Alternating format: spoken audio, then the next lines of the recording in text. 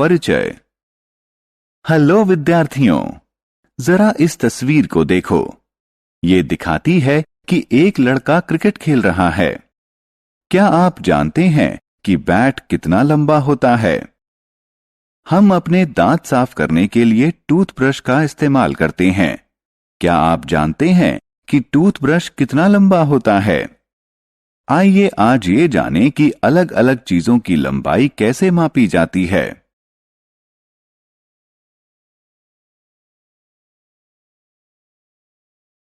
आओ सीखें।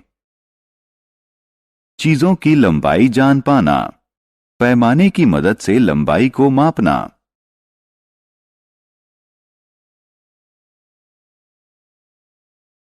लंबाई। दोस्तों, जरा इस तस्वीर को देखो। ये एक बांस है। बांस के दो छोर होते हैं। बांस की लंबाई जानने के लिए हम इसे एक से दूसरे छोर तक मापते हैं।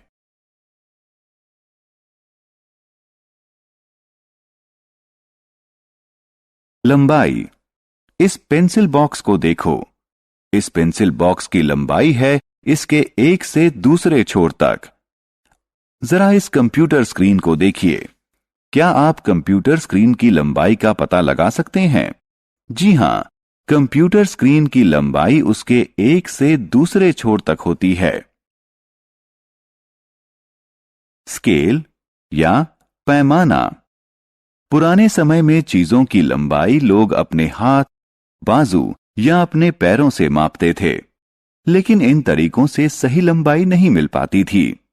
बाद में पैमाने और मेजरिंग टेप का इस्तेमाल किया गया ताकि चीजों की सही लंबाई जानी जा सके।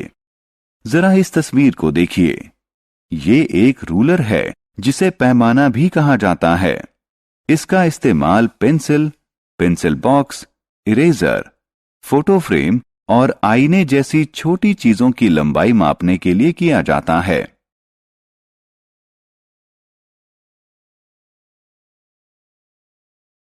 पैमाने का इस्तेमाल। जरा इस पैमाने को देखिए। इसके किनारे पर कई विभाजन हैं। हर विभाजन 1 सेंटीमीटर के बराबर है। ये संख्याएं 0 से 15 तक लिखी हैं। 0 से 5 तक का मतलब है 5 सेंटीमीटर। 0 से 11 तक का मतलब है 11 सेंटीमीटर। 0 से 15 तक का मतलब है 15 सेंटीमीटर।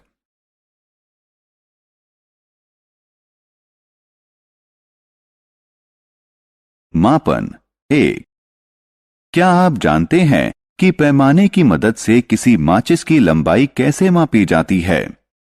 माचिस को पैमाने के नजदीक रख दीजिए और इसका एक छोर 0 पर होना चाहिए। माचिस के दूसरे छोर पर लिखी संख्या को पढ़िए। ये संख्या है 5। इसलिए माचिस 5 सेंटीमीटर लंबी है। मापन। आइए अब एक पेंसिल शार्पनर को मापते हैं।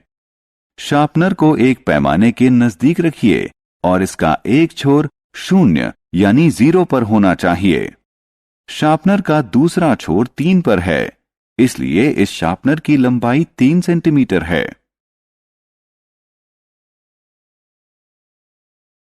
आओ खेलें।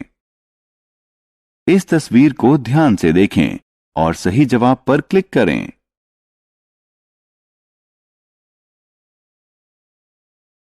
हमने क्या चर्चा की? पैमाने के जरिए हम किसी चीज की सही लंबाई माप सकते हैं।